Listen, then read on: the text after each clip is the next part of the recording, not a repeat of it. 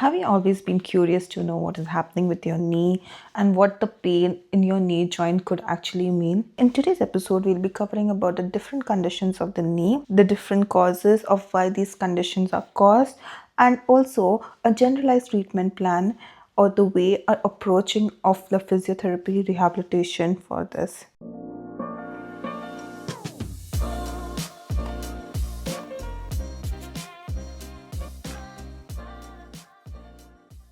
Hi, I'm Avina. This is a Masters of Orthopedic and Sports Physiotherapy, and I also help people above the age of 50 to regain confidence and strength.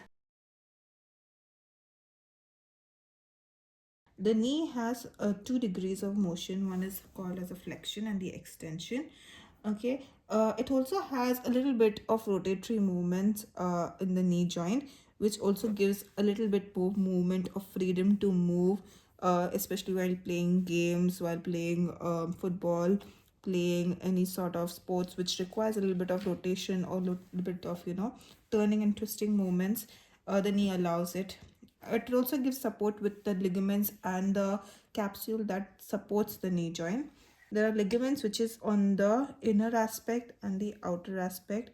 The inner one is called as the MCL and the outer one is called as the LCL, which is also called as the medial collateral ligament and the lateral collateral ligament.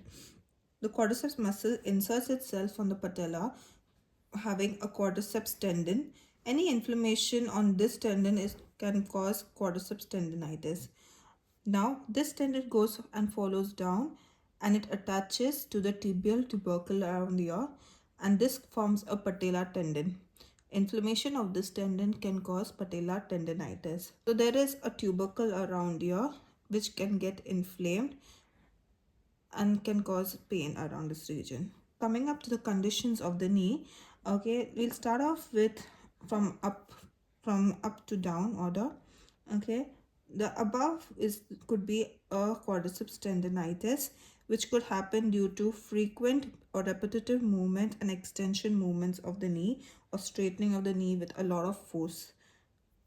Then following that, I'll speak about the PFPS or patellofemoral pain syndrome. The pain would be felt around the knee joint in this region.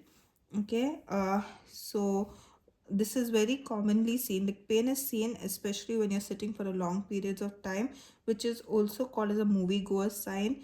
So just to say that when a person sits for a movie, for a 3 hour movie, it tends to get pain around the knee, around the patella. uh, next coming to osteoarthritis. Osteoarthritis is basically degeneration of your knee joint.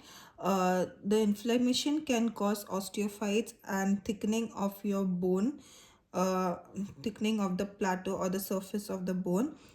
Mostly the pain is seen towards the inner aspect or the inner joint line of the knee around this region. Okay, stair climbing becomes very difficult in a person with osteoarthritis, and also the person tends to have a lot of swelling around the knee and makes it very bulbous look. Sorry, next coming off to ITB syndrome. So in ITB syndrome, your ITB band is a band which is connected from the hip to the knee, so it follows from this pattern. Okay, there could be tightness or there could be friction around your knee joint towards the outside of the knee joint, which can cause inflammation of the lateral epicondyle, which is the outer aspect of your femur bone. This can cause pain and inflammation and a bit swelling around this region, which is typically seen in runners. Next, coming to jumper's knee, where the pain would be focused particularly in the lower quadrant of the knee. This happens due to repetitive injury, uh, due to repetitive motion of the patellar tendon. Coming on to fat pad syndrome is usually found or is typical of the bursa under this region, which gets compressed and giving pain and symptoms, especially seen in a lot of people who kneel for a longer time. Osgoodslatters disease is the inflammation of the tibial tubercle, okay, which is located around this region. Basically seen in youngsters and people who play a lot of jumping and a lot of high impact games and stuff. Okay. Next, coming on to the chondromalacia patellae. Chondromalacia patellae happens when the cartilage which surrounds the patella tends to soften, and it tends to soften. It is a genetically, or it is more of a inbuilt condition rather than an acquired condition. The medial ligament strain, okay, which happens when a person has high contact injuries. For example, when a person has got a twisting injury in this fashion, this ligament tends to get a bit stressed and can cause pain and tearing of certain ligaments. And the outer ligament, the LCL, can get strained when a person goes for more of a varum stress. So valgus stress is when your knee is in this position. Varum stress goes when your knee is in the outward stressful position. Okay. Following that, could also have injuries with your ACL and the PCL. ACL injuries happen usually when there is a hyper extension force with a rotatory force. So a rotatory and hyperextension force can cause the ACL injury. Okay, there is something known as an unholy triad, which is formed by the ACL, the medial meniscal, and the MCL. This combination of injuries can be called as an unholy triad, again popularly seen in athletes, football players, and sports people. Posteriorly or behind, tendons to have strain of the hamstrings tendon, or they could have any sort of cyst around the back of your knee. Okay, that could be called as a popliteal cyst or a Baker's cyst. This kind of cyst cannot be treated as a physiotherapeutic approach, may need a doctor's intervention to drain out the cyst. So let's discuss about why does this kind of effects happen, or why does these conditions happen to your knee. The first and primary cause could be just because of your weakness of your gluteal muscles. This can cause unnecessary loading in your knee joint, which can be partly taken if there was strength present in the glutes. The second most common cause is weakness in your quadriceps muscles. It could be because of the increased loading in the stresses in the quadriceps tendon. The third and most common cause could be biomechanical reasons like increased weight that passes through your joint, valgum and varus approaches of your knee joint, increase in the internal rotation of your hip, which can cause a lot of pain and irritation of structures in and around while walking.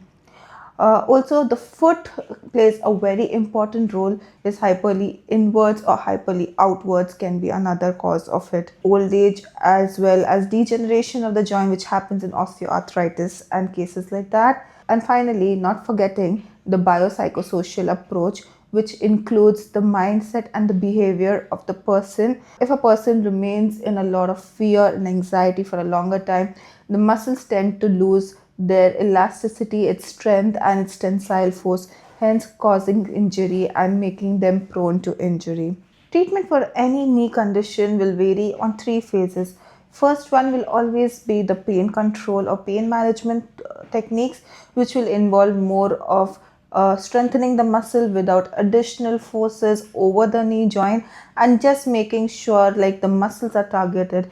This will involve any kind of isometric or any mobilization technique which a physio can apply towards your knee to reduce the pain swelling. Also in this phase, you can apply heat and ice which will help to reduce pain.